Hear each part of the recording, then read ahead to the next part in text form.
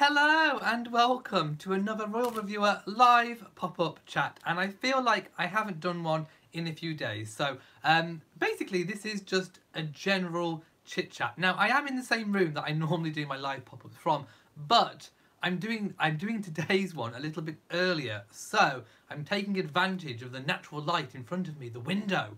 So I'm filming from a different angle. So I hope you can all see me. I know my face looks a little bit white, but hey, it gets rid of the wrinkles, so that's good. I'm not complaining. Vaseline on the lens, Vaseline on the lens. Old Hollywood trick. No, we have a few things to talk about. We have people are speculating about the sex of baby Sussex, boy or girl. We'll be talking about that. We're also going to be talking about where the Cambridges actually spent their half-term holidays, because it wasn't skiing, like all the reporters were saying. And we're also going to be talking about I think we can only describe it as rip-roaring success of the Moroccan tour. So I would love all of your comments on those different things, and I will of course go back later and check the comments and read them, and I will read some of them out and we will talk about them. So the first thing I want to talk about before we get to the Harry-Meghan tour is where the Cambridges went on their holidays. Now, they kept it quite quiet and low-key. The press knew that they'd gone away. So they were saying that they'd gone away over half-term, but they got it wrong. And I did say in my Saturday live chat that we saw the Wessexes skiing. We saw actual physical photographic evidence of the Wessexes skiing on the ski slopes. And they were staying with friends. They'd flown in by private jet. And they were holidaying in Switzerland, in Schwarzenbach, I think is the pronunciation. I don't know. Schwarzenbach, in a £3 million chalet owned by the Swiss financier Urs Schwarzenbeck. Oh, that's his name. Schwarzenbeck is the name, but it's in Switzerland. And they were skiing in St. Moritz. There we go. I'm getting all my Swiss things mixed up. Schwarzenbach is the financier friend, the very rich financier friend. St. Moritz is where they stayed. So people were thinking that the Cambridges were staying in Courchevel, which is where they stayed 3 years ago. I did say in my live chat we haven't seen photographs of this, so bear that in mind. It turns out, after the event, that in fact, actually, a member of the public leaked it to the press. They were actually still staying in Norfolk. But no, it wasn't Anma Hall. It was a luxury health spa. And a guest, another fellow guest, said that they saw Catherine, the Duchess of Cambridge, with George and Charlotte. We didn't see Louis, so we don't know if Louis was there or not. I don't think they also mentioned William, but I'm sure he was there. In fact, they may have all been there, but Catherine just took Charlotte and George swimming, and they were kind of doing mini dives off the pool side. You aren't allowed to stand and dive, so I think Catherine was seen telling them off a few times to just do kind of sitting dives from the pool. Apparently they are really good swimmers, and George was doing the doggy paddle. So it all looked really, really fun. Catherine was organising little swimming races, and they stayed, I think, in the pool on that occasion for about half an hour. Now, it was also noted by the person talking to the press that they stayed 5 minutes each in the steam room and the sauna. Now, in the UK, I think it's general practice, maybe world round, I don't know, but you're not normally allowed in a steam room or sauna until you're age 14 or up. Sometimes I've seen it 16. So I don't know if she was flouting the rules a little bit or not. But anyway, I'm sure 5 minutes wouldn't hurt. And it kind of gets them used to that kind of thing for later in life. So not too bothered about that, really. 5 minutes here and there, I think, is absolutely fine. So yes, they were in a luxury health spa. Now, it hasn't been named, obviously, for privacy reasons, even after the event. So they may be able to go back to it and enjoy some degree of privacy. Now, I want to see what people are saying about the Cambridges before we move on. I mean, that is literally all we know so far. about their holiday. So we can't really say anything else, to be fair. That is all we know. Right, okay, I'm just reading the comments now. Let's see what people are saying. So let's switch it to live chat. Okay, lots of people saying hello. Okay, lots of people talking about the tour already. We will get to the tour. And yes, we'll talk about the sex of the baby. That will definitely come up. Okay, I don't think anyone's got anything to say about the Cambridges with their half-term holiday. So I'm just going to give them a fan flap, a yellow fan flap, because they kept it private until the end. They succeeded, yay. So I think that's a really, really good thing. And I hope they had a fabulous time. And wherever it is, it sounds fun. I want to go. Okay, the next piece of news that we have, well, speculation, is that people are speculating that baby Sussex is going to be a girl. And I did see some of the comments. People are saying that it was actually the chef, the celebrity chef that did the food, produced, or filmed a little bit of video footage and put it on his Instagram page. I checked, it's now gone, so you cannot get it from there. However, I think it was a Harry and Meghan site on Instagram, something along those lines, screen grabbed it and put it up, and then the Daily Newspaper screen grabbed their screen grab and put that out. So anyway, what it basically showed was a very large pink theme, but there was also some blue. So I think people are speculating a little bit too early that it's going to be a girl, because there was also some little bits of blue in there too. So I don't know, I'm still none the wiser myself. And it could also be that because it was a girls' event, a baby shower with females, that maybe the pink was because it was feminine and girly. So I'm still none the wiser. Meghan, we think, is still telling people that she doesn't know the sex of the baby and that she would prefer a surprise. I can see that. I can see that she's the sort of girl that would love a surprise. So yes, I'm still not convinced. Yes, there was lots of pink. I think pink was a predominant colour, even in the food and the flowers, but there was also blue. So I'm still not too sure. Let me know in the comment section, what do you think, boy or girl? But I still don't think we can tell just from the kind of pink theme. Keisha Peps says, I think baby Sussex will be a girl since they announced the pregnancy and will be born before the due date. Personally, I also think a girl, but we still don't know. I mean, baby will come out whatever baby comes out. Dorothy, I think she's having a boy. And yes, I think the video is still available online, but not on the original poster's site, I think. I looked and I couldn't find it. I think he took it down. Yes, the cake did have a picture of Harry and Meghan on it, and it was really cute, I agree. Yes, lots of people kind of agreeing and disagreeing with boy, girl, boy, girl. We really don't know. So I'm going to give baby Sussex, boy or girl, a yellow fan flap. And hurry up, because I'm not quite sure how much more Meghan can expand. That bump, my goodness. Oh, but okay, let's go straight to the tour, the successful tour.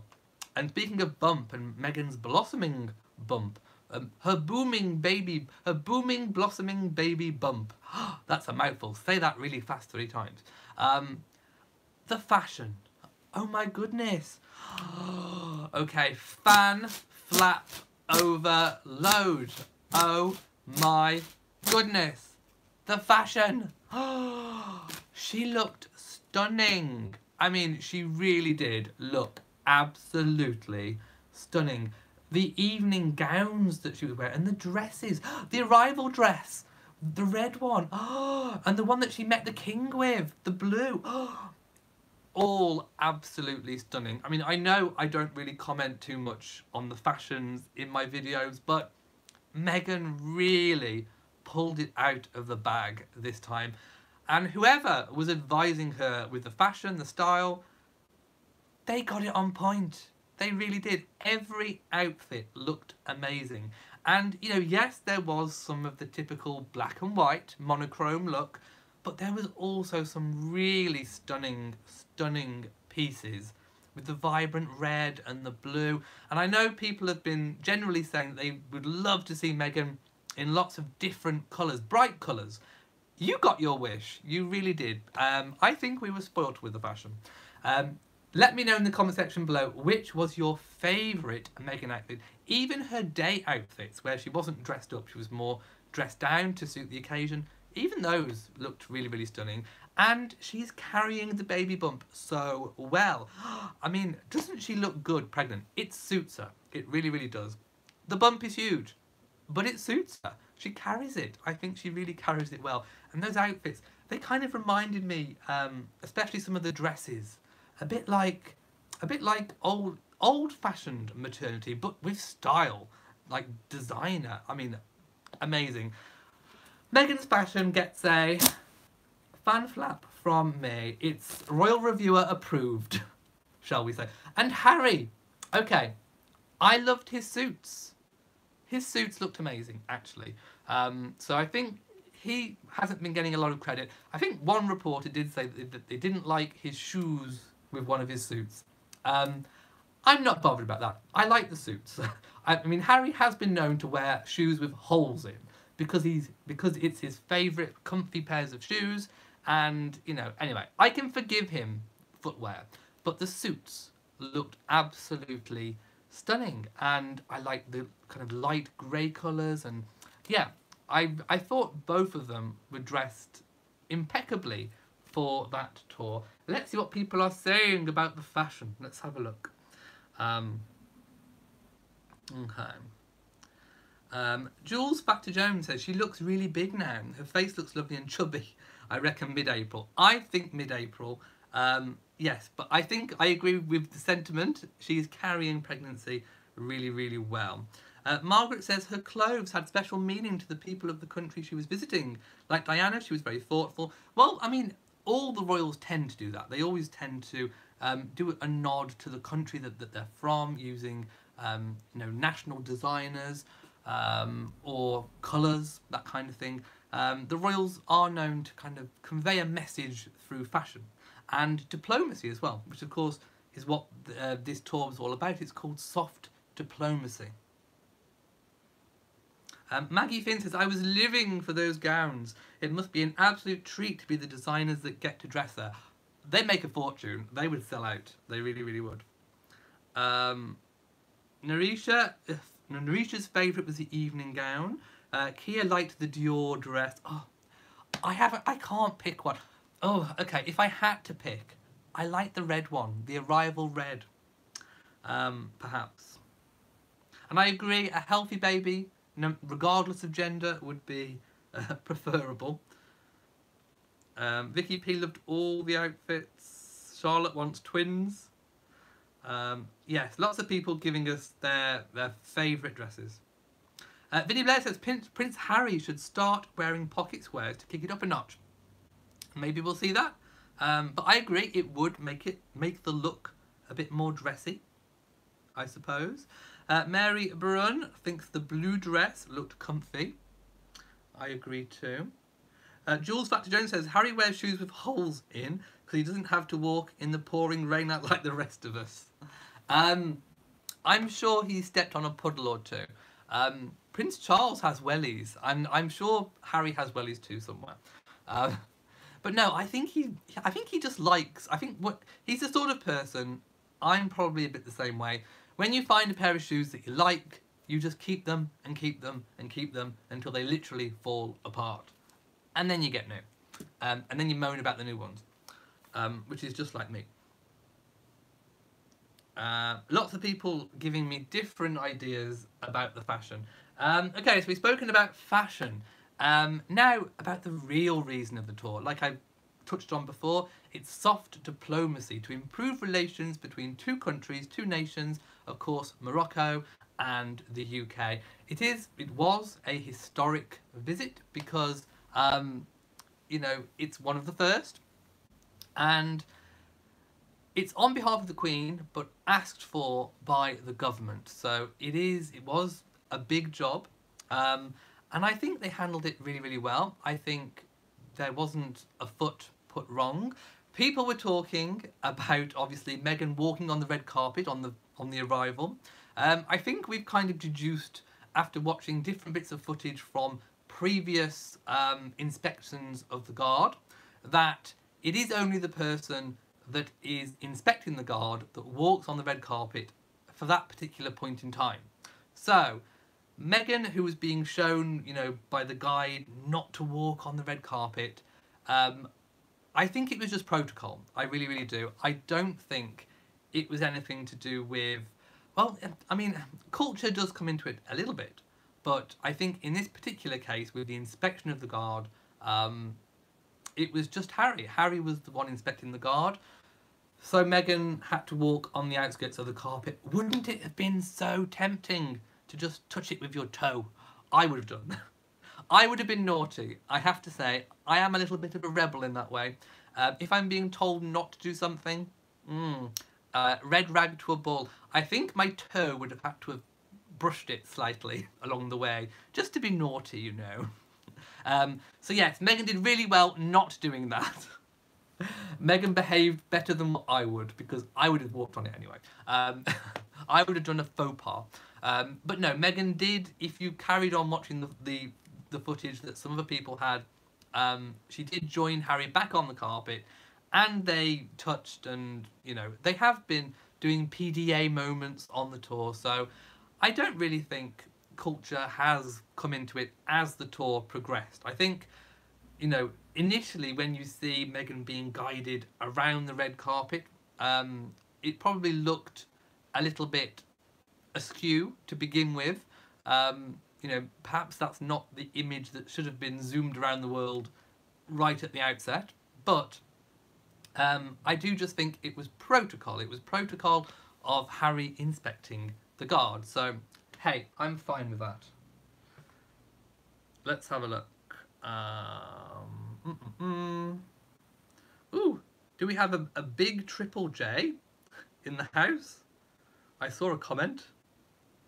I saw a comment from a big triple J. Okay, I'm just kind of scrolling down again because I've gone up and missed some of my questions. Okay. Mrs. BSN says, I hear there was some issue on the Duchess walking with the King. If anyone saw the video, I didn't see that one. But like I say, she's had a guide with her to show her what to do. So I don't think she'd have been, I don't think she could have got it wrong because there was a lot of help.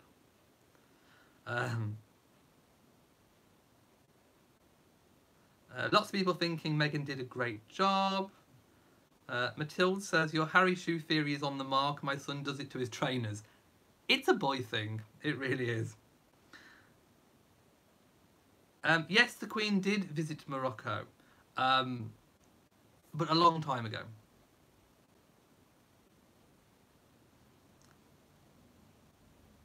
Let's have a look. Sweet Serenity says, how many more appearances will Meghan officially have before maternity? Well, that's hard to say. I think it's easier to say when we think maternity might begin. Because I think Meghan's the sort of girl that will cram until the very last moment, where she kind of has to give up. I think. That's my prediction. So we don't actually have an official maternity start date. But I think, if I'm thinking baby is due mid-April, we know no later than early May.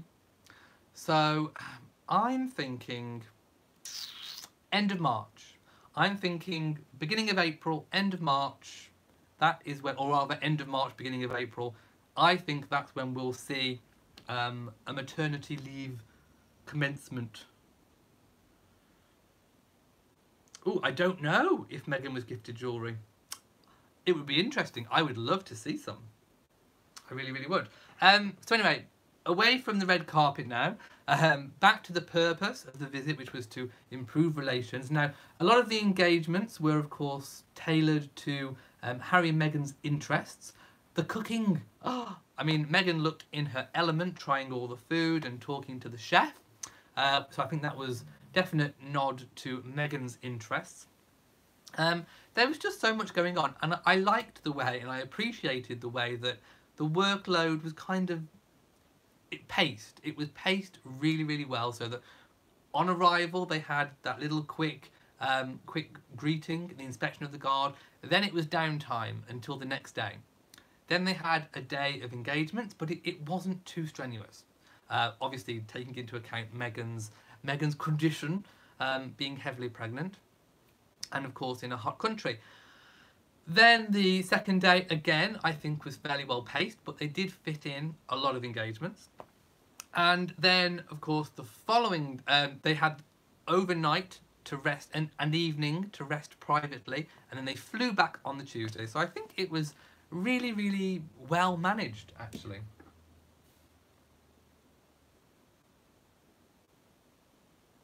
Oh yes, Meghan interacting in French. I didn't know she could speak French, so I was very happily surprised, I have to say.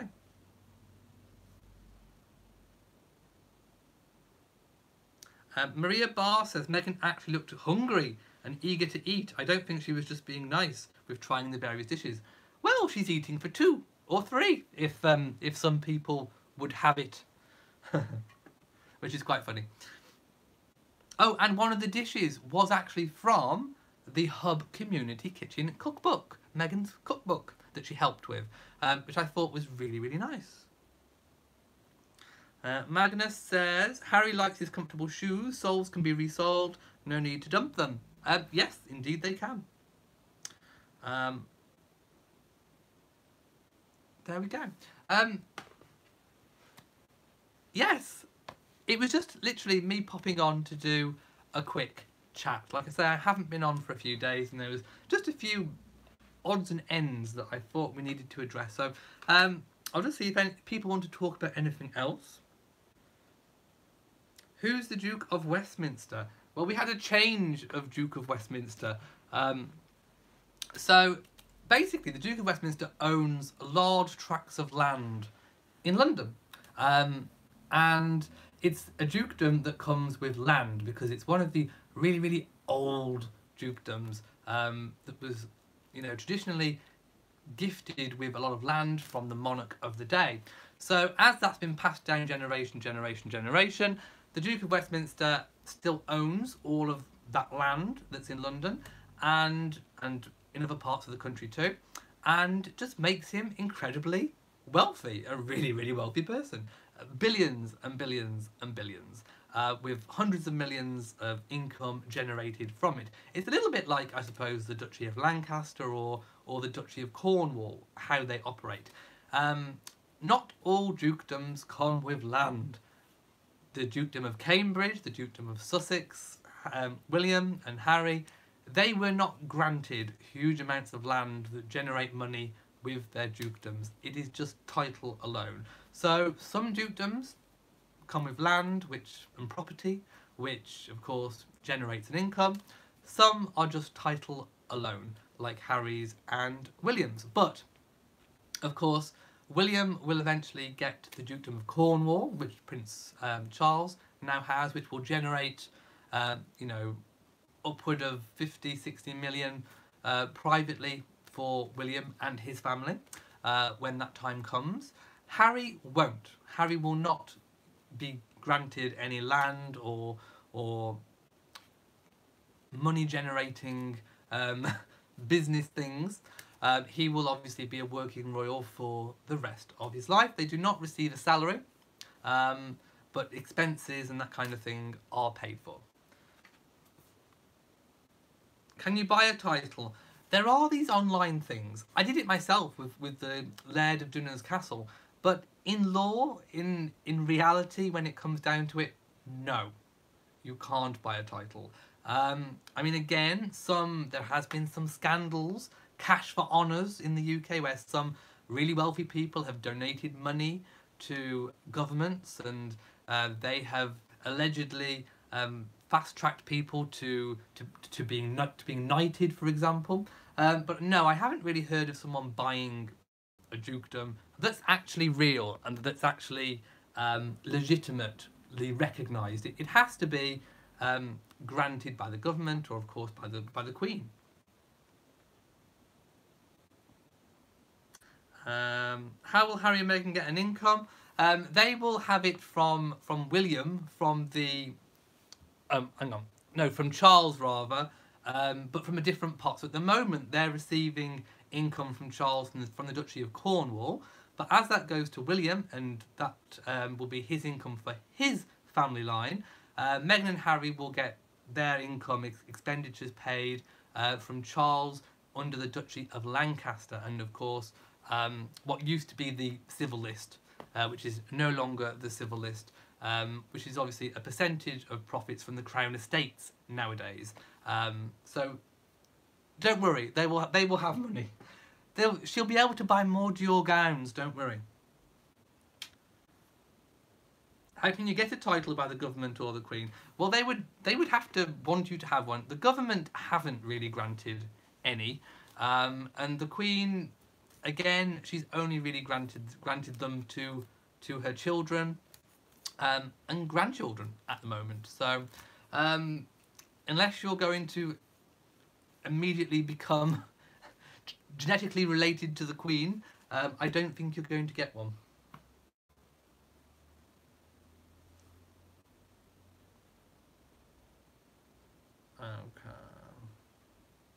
Okay. DT says, you noticed Meghan walking in front of Harry.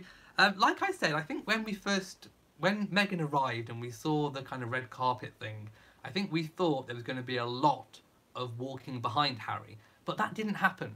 For the rest of the engagements, we didn't really see that. I mean, especially in the low-key day engagements, they were walking side by side, they were holding hands, showing PDA. So I think, like I said earlier, I think when we saw the red carpet thing, we thought it was going to be a lot stricter than what it was in the end. So no, I think all was well.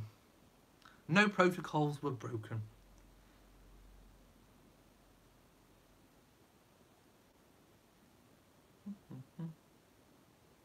Oh yes, Mrs. VSN, you are correct. Is March the 5th the event public? Hoping we'll see pictures. The date the Queen will celebrate the Prince of Wales' 50 years as being the Prince of Wales. Now, of course, as you said, it's coming up to 50 years since the Prince of Wales was invested as the Prince of Wales at Carnarvon Castle. I've been there. I've been to the slate plinth and stood on the exact spot where he was crowned, shall we say, or invested as the Prince of Wales. The Queen invested him. You can see videos on YouTube of the actual event. I think it's under British Pathé, I think. So yes, 50 years of being the Prince of Wales, but I think the longest standing Prince of Wales ever, I think. And the Queen is going to celebrate it by throwing a party. But I don't know if it's going to be public or private. These kind of family things have been private for a number of years now. I don't know. I would imagine we'll get some kind of official portrait. I can't imagine they wouldn't celebrate it and not release anything. But like, I don't think we'll be seeing, for example, press footage inside it. Maybe they may film a little bit for the Press Association. Maybe. I don't know. We are going to have to wait and see. I really, really hope that we'll get to see something. At least an official photograph, I think, is the very least we might get.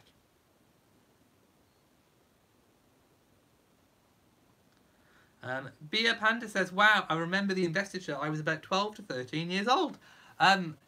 Yes, an amazing ceremony. And of course the crown was specially created.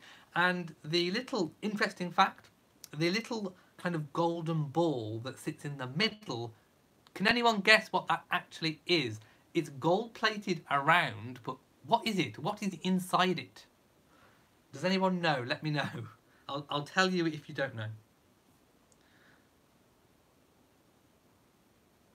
Yes, I would love a portrait of the whole family too. A golf ball. It's a ping pong ball. It's a ping pong ball. You're right, Lady Buckingham. I'm glad you got it. It is a ping pong ball. They used a ping pong ball and they kind of gilded around it. So it's actually a ping pong ball. Ha! No, it's not the ashes of King Arthur. Yes, Anne. He was performing an inspection of the guards.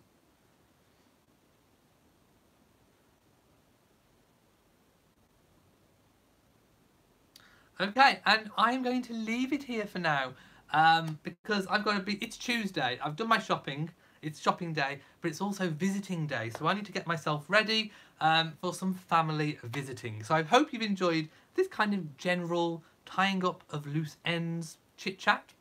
I'm hoping to do maybe another one tomorrow. If you want to see, another one, give the video a big old thumbs up. And don't forget to hit that notification bell so that you know whenever I upload a new video. And also, please do remember to subscribe to the channel. So, from me.